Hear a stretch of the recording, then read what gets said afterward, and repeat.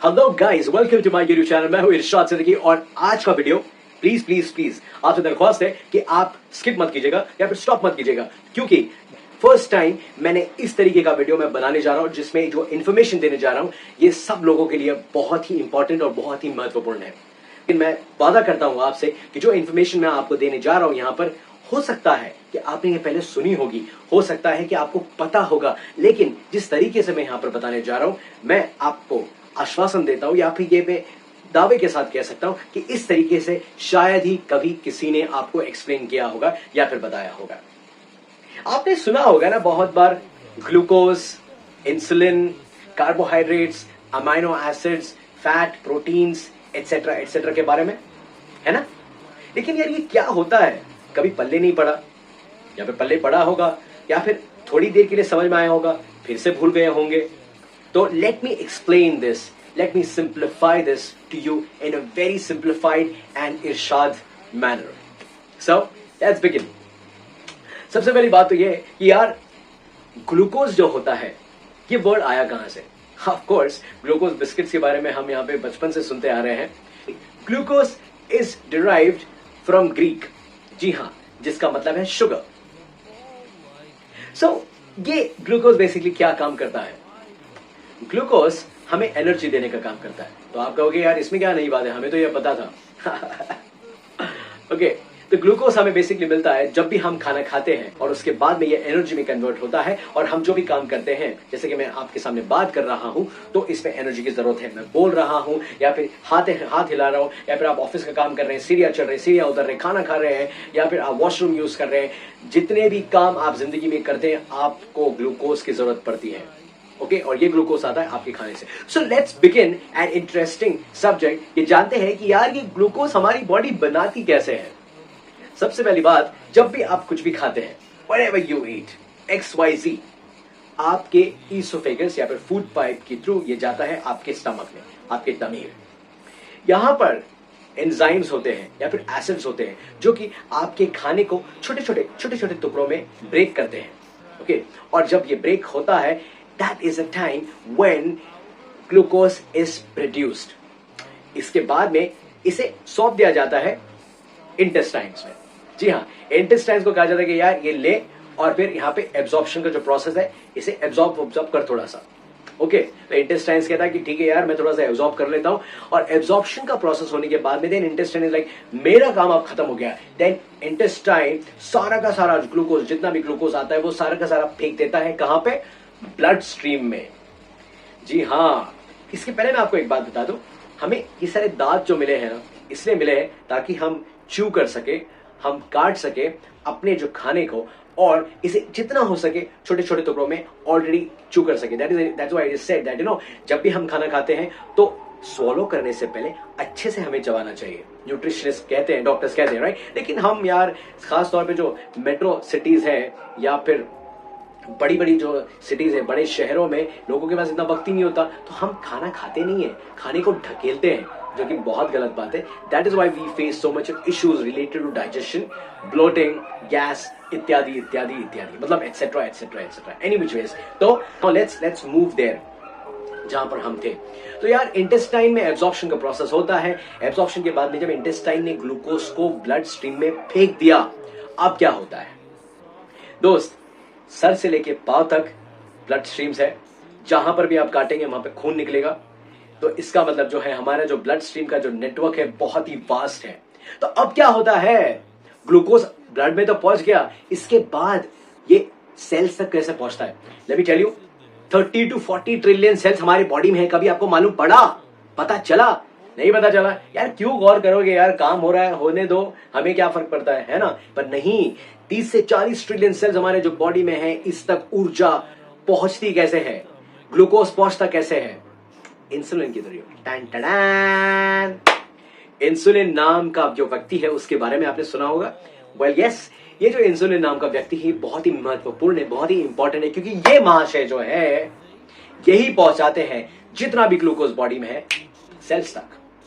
Absolutely. और आपको मैं बता दूं कि हमारे जो खास तौर पे जो लिवर के सेल्स हैं और इंसुलिन डिपेंडेंट सेल्स हैं, इसे जो अनलॉकिंग जो होती है, इसकी जो चाबी होती है, सिर्फ और सिर्फ इंसुलिन महाशय के पास है। इसके अलावा तो फ्रेंड्स, हमारी जो बॉडी है, okay, it is designed in a way to keep the blood sugar constant in the blood. जो ग्लूकोज का लेवल है हमारे ब्लड में, वो कांस्टेंट रखने के लिए वो डिजाइन की गई है। और इसकी जो जिम्मेदारी है वो हमारे संभालते हैं महाशय, जिनका नाम है बीटा सेल पैंक्रियाज में है। जी हाँ, हमारे बॉडी में एक ऑर्गन होता है, एक ग्लैंड होता है जिसे कहते हैं पैंक्रियाज।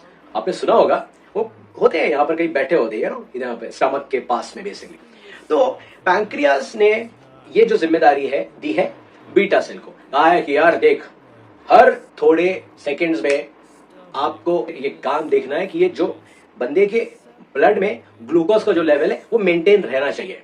अगर नहीं रहा तो तुझे पेनल्टी। यार हमारे जो बीटा सेल है वो चश्मा लगा के रजिस्टर लेके ना एवरी सेकंड देखते रहते हैं कि क्या सिचुएशन है क्या नहीं। अब सीन क्या होता है, जैसे आपने खाना खाया, ओके, खाना खाने के बाद में ग्लूकोज रिलीज हुआ ब्लड स्ट्रीम में। ग्लूकोज जैसे ब्लड स्ट्रीम में रिलीज हुआ तो बीटा सेल कहता है कि इंसुलिन भाई जाओ और अपना काम करो, जल्दी फटाफट डिलीवरी करके आओ, फटाफट जितना भी ग्लूकोज है सब जगह पहुंचा के आओ, जहां पर जरूरत है, जितने भी सेल्स में अनलॉकिंग करो, छोड़ के आओ। अब इसके बाद में क्या होता है, जब बहुत घंटों तक अगर आप नहीं खाते, कई बार ऐसा होता है ना कि आप बाहर निकल गए खाना खा के या फिर ब्रेकफास्ट करके और आपने कई घंटों तक खाया नहीं, तो इसमें क्या होता है कि आपके ब्लड में ग्लूकोज की लेवल ड्रॉप होने लगती है। पर पैंक्रियाज लाइक नो, अभी हमको इंसुलिन की जरूरत नहीं है, तो इंसुलिन यार अभी इंसुलिन भी आराम करो, सब आराम करते बैठो। अब इस बीच में क्या होता है, बहुत घंटों तक काम नहीं हुआ, बहुत घंटों तक खाना नहीं हुआ, ग्लूकोज लेवल नीचे जा रहा है, तो अब एंट्री होती है डैन डैन पैंक्रियाज के अल्फा सेल्स की। यस एब्सोल्युटली, क्योंकि बीटा है तो अल्फा है, अल्फा है तो बीटा है। जी हाँ, अल्फा सेल क्या करता है, आपको मैं सबसे पहले ये बता दूं कि अल्फा सेल के क्या करने के पहले जितना भी ग्लूकोज जो लेफ्ट ओवर होता है ना हमारी बॉडी में, बेसिकली मतलब जो आपने काम किया, जितना ग्लूकोज यूटिलाइज हुआ, ओके, वो हो गया। बाकी का जो है वो ग्लूकोज क्या करती है बॉडी, फेंक देती है? नहीं, वो स्टोर करती है लिवर में और मसल्स में, और वो स्टोर करती है in the name of glycogen. जी हाँ, ग्लाइकोजन के नाम पे ये स्टोर होता है। अब जब लेवल ड्रॉप होने लगा तो अल्फा सेल की एंट्री हुई। अल्फा सेल ने बताया, लिवर को जाके कहा, ये लिवर महाशय यार, जो तुम्हारे पास में जो ग्लाइकोजन था ना, तो वो ग्लाइकोजन को यार तुम अभी काम करो, ग्लूकोज में तब्दील करो। अब इसे तब्दील कैसे होता है, क्योंकि अल्फा सेल यहां पर एक नया हार्मोन रिलीज करता है जिसका नाम है ग्लूकागॉन। एब्सोल्युटली, ग्लूकागॉन और ग्लाइकोजन में कंफ्यूज मत होइएगा। ग्लूकागॉन एक हार्मोन है जो अल्फा सेल रिलीज करता है। क्यों? क्योंकि ग्लूकोज का जो लेवल है ड्रॉप होने लगता है, और अगर आपने कुछ खाया नहीं है तो।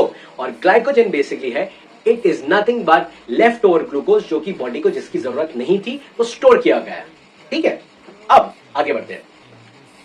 तो लिवर भाई ने जितना भी ग्लाइकोजन था अल्फा सेल के कहने पर उसे कन्वर्ट किया ग्लूकोज में।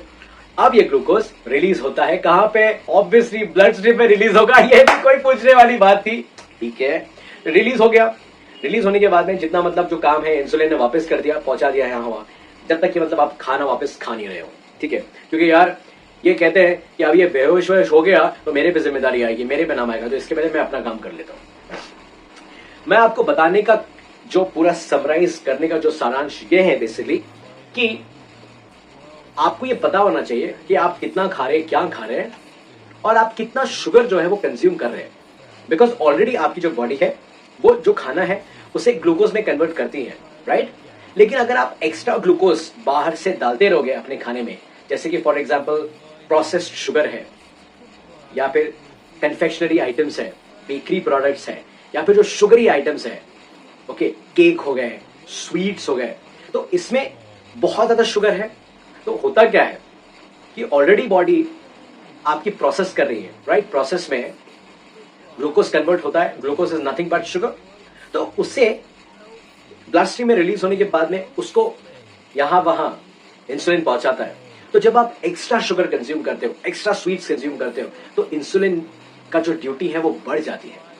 अब आप ही मुझे बताइए कि आपने यहां पे डाला, फिर आपने थोड़ी देर बाद और डाला, आप खा रहे हो, खाते जा रहे हो, तो होता क्या है, इंसुलिन की कमी पड़ जाती है, या फिर सेल्स रिफ्यूज कर देते हैं इंसुलिन से ग्लूकोज लेना। फिर होगा क्या, ये जो एक्स्ट्रा ग्लूकोज जो पड़ा हुआ है ब्लड में, इसको क्या कहते हैं, ब्लड शुगर हो गया, डायबिटीज हो गया, इसी को कहा जाता है। और आपको एक और एक बात जानते हैं कि क्यों डायबिटीज इतना खतरनाक होता है, मतलब क्यों प्रॉब्लम आने लगती है लोगों को डायबिटीज होने के बाद में दूसरे ऑर्गन्स में। ब्लड स्ट्रीम में एक वेसल होती है जो कि ऑक्सीजनेटेड ब्लड कैरी करती है आपके डिफरेंट ऑर्गन्स को। फॉर एग्जांपल आईज है, किडनी है, हार्ट है, ठीक है। अब ये जो एक्स्ट्रा ब्लड ग्लूकोज है, फॉर एग्जांपल मैं आपको यहाँ पे एग्जांपल देता हूँ, ये है extra blood sugar, blood glucose, extra glucose जो आपकी बॉडी में है, ठीक है, आपके ब्लड में है। अब यार इसके पास कोई काम ही नहीं है, क्योंकि इसे पहुंचाने वाला जो इंसुलिन है कम पड़ रहा है, क्योंकि इतना आपने ग्लूकोज भर दिया है। अब ये सोच रहा है कि मैं क्या करूं, तो मैं ना यहाँ पे शरारत करता हूं। अब ये तो है ब्लड में, ये जो है पूरा ब्लड है, अब ब्लड में ये है, और इसके साथ साथ यहाँ पर ये वेसल है जो कि ऑक्सीजनेटेड ब्लड कैरी कर रही है। अब ये इसके पास कोई काम नहीं है, और आप तो जानते हो कि यार खाली दिमाग जो होता है वो शैतान का घर है, तो यार इसके पास कुछ काम करने का नहीं है, तो ये अटैक करता है इस पे और ये इसे डैमेज करने लगता है। अब यार समझदार आप हैं तो इशारा काफी है कि अगर ये इससे डैमेज कर रहा है तो क्या होगा, जो कि वाइटल ऑर्गन्स को जो ऑक्सीजनेटेड ब्लड है जो पहुंचना है उसमें कमी होगी या फिर रुक जाएगा। तो होगा क्या, आपके जो ऑर्गन्स है वो डिपेंडेंट है ऑक्सीजनेटेड ब्लड पे, आपकी आंखें, आपका ब्रेन, सब कुछ, तो होगा क्या, ये सब सफर करेंगे, और इसीलिए तो प्रॉब्लम्स आती हैं दोस्तों। That's why always monitor, always understand one thing कि आपने अगर अभी कुछ खाया है तो आपने एक मील लिया है, दूसरे मील और एक मील के बीच में कम से कम 6 to 7 आवर्स का डिफरेंस रखिए। अगर आप इतना नहीं रख सकते तो कम से कम 5 आवर्स का डिफरेंस आप रखिए। ये ना कि यार ये खाना खा लिया, खाने के बाद में हमको 2 घंटे के बाद में और कुछ चबाने के लिए चाहिए, या तो फिर आपको क्या करना पड़ेगा, या फिर आपको छोटे छोटे मील्स लेने पड़ेंगे, जो कि कहा जाता है ना, न्यूट्रिशनिस्ट कहते हैं right, go for smaller meals, smaller portions. क्यों कहा जाता है, बिकॉज स्मॉलर पोर्शंस आपने जब लिया तो बॉडी में उतना ही ग्लूकोज कन्वर्ट होगा और फिर वो जल्दी जल्दी डिस्ट्रीब्यूट होगा, फिर आप जब वापस लेंगे वापस काम उतना होता रहेगा। So please understand this. अगर आप ये फंडा आपने समझ लिया तो आपको कभी भी कोई भी प्रॉब्लम नहीं होगी।